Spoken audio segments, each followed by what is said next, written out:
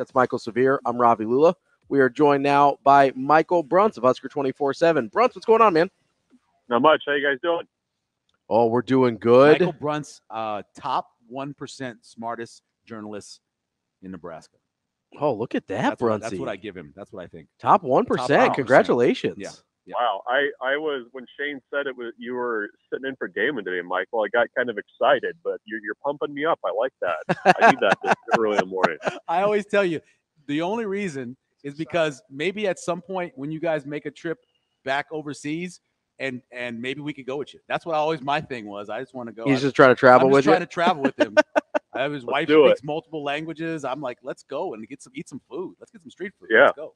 I like it. Yeah. Bruntz, as we I know we've got spring practice here today, but I want to start with Nebraska baseball. I know that's a sweet spot of yours, but this is a team that has done incredibly well in the non-conference as they, continue to have the super high.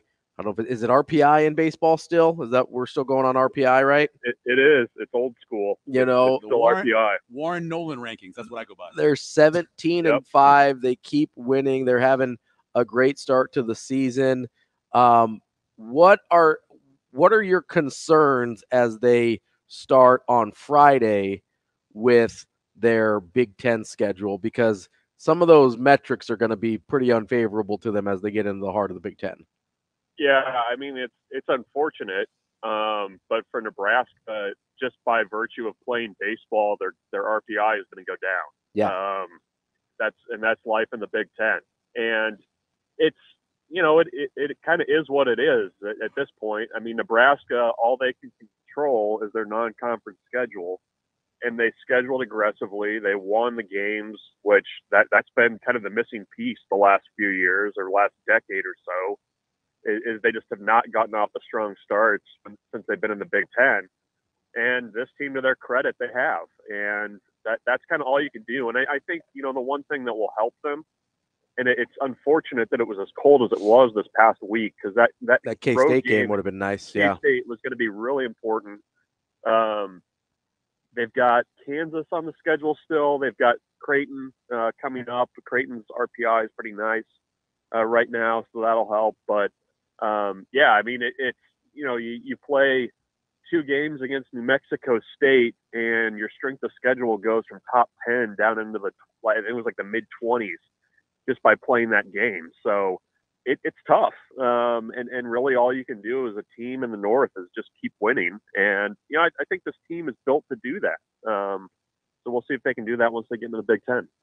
I was looking back, and this is weird, but I was looking for a stat in my old scripts, and I came across this thing I had written up where the battle between Christian Gebbia and Martinez and who should be the guy. And I'm reading through and I'm looking at some of the stats and stuff, and I'm thinking to myself, it's funny, you look at that race, and you had 2 young quarterbacks, right? And we didn't know what was going to happen at that point, looking back in the summer of 2018. I look now and I go, 2 true freshmen, 1 guy who some people want to see playing tight end. Are you comfortable day one of the season going in with this, or do they need to go find somebody just in case, portal guy that leaves someplace in the spring and maybe add him to the roster? They will. I think they will pursue a just in case. And to your question, no, I don't feel totally comfortable with this. In spite of one of those freshmen being highly touted and touting, carrying a big arm. At least we got to see that at Pro Day. So there's at least that. But yeah, I mean, I mean, you mentioned Tristan Gebbia. I think essentially what you're looking for in the portal is Tristan Gebbia, but aged 6 years, right? Like you're looking for somebody that is a kind of a veteran of college football, understands what's going on here, because I think everybody kind of understands that it's about the 2 freshmen more than anything, and is there to just in case, can be a good guy in the locker room, maybe has a future in coaching ahead of him and wants to kind of have that experience and, with Matt Rhule and his staff.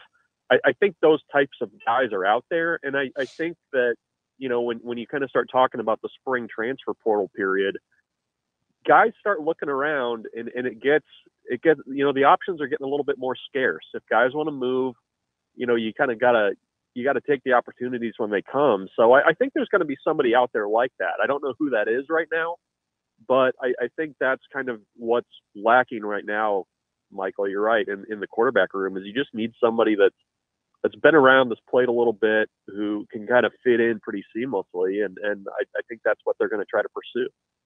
Yeah, I mean, it's a really unique position they're trying to fill, right? Because you have this guy who, if everything goes right, will never see the field, right? But you want him to be able to fill in if need be and be better than a Heinrich Harburg as, splitting reps at tight end or one of the walk-ons. I mean, like I'm not saying they're not going to get somebody, but that's a tall order to try and figure out. Yeah, no, it is. And I know everybody gets says, oh, you got NIL and there's not a bottomless pot of money there. Well, you're not going to pay somebody to not play. Like, you can't convince somebody that wants to play to come here and be like, hey, here's a pile of cash, don't play. I mean, you don't give them a pile of cash, but you give them a little cash. I think that's probably basically, it's like, if you're going to get buried on a depth chart somewhere else, come get buried on a depth chart here. I mean, that's might have a chance. That's kind of the pitch, right? Mm-hmm. You think we're looking more at like maybe an FCS guy that's trying to make a move up, or like a JUCO guy that maybe wasn't going to get an opportunity somewhere else? Or, I mean, have you thought about at all what the profile of that guy looks like? Because, I mean, it kind of looks like Casey Thompson, right? But obviously that didn't end up happening. Yeah. Well, like I said, I mean, you got to get somebody that can fit in pretty seamlessly. And I mean, the profile is Tristan Gebbia. I mean, think about what, he was at Nebraska. Yep. Was kind of in the mix there, went to Oregon State and started, had some really bad, injury issues for a couple of years. A really mature kid who, wanted to get into coaching. I mean, that's the profile. I mean, I think that's what you're looking for. I don't know if that person's out there. And I'm sure that there's going to be guys around the country after spring who, kind of come in or kind of look at their situations and kind of see the writing on the wall and maybe, want to move on for whatever reasons. I mean, I think there's the potential that you'll find somebody out there. I think it's more likely to come out of the portal versus, a JUCO guy, because I don't know. I mean, I just don't know if a JUCO guy's not going somewhere to not play. I don't know how much he would play anyways, if that makes sense. I'm going to give you two of the reasons why Nebraska lost more games than they won last year. One of them was, you could point back to special teams, whether it's missed field goals or some issues punting the ball or not being able to return. And then the other one, of course, is finishing drive rate, or just being able to score touchdowns opposed to field goals or nothing. Of those two, best chance to be much better this year to win those games they lost? I think the finishing drives piece of it has the potential to be a little bit better. I'm still a little iffy on the special teams piece of it. That to me is more, the special teams piece of it to me is more about just personnel, and Brian Buschini has been a little bit inconsistent for a couple of years now, and we'll see if they can kind of figure something out to make that work. I think Tristan Alvano will be better as a sophomore than he was as a freshman. Right.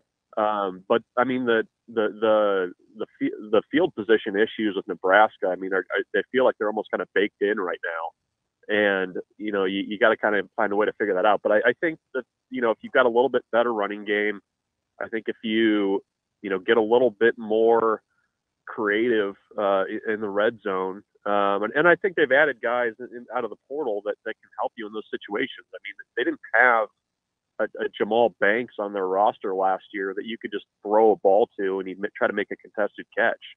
I mean, they just didn't have that guy. And so I think having, some of the additions they've made will help down there. I think another year of the offensive line being around and hopefully improving together will help that as well. So I would probably lean that. I mean, I think they'll be able to finish off drives a little bit better than they did a year ago. And I mean, you talk about November. I mean, it's not a huge difference that they have to improve on, to kind of make that next step or at least get to 6 wins. It's Michael Bruntz from Husker 24/7. Bruntz, we appreciate you being flexible today so you can still join us and enjoy practice. I expect a full Zapruder-like breakdown of Dylan Raiola by this evening.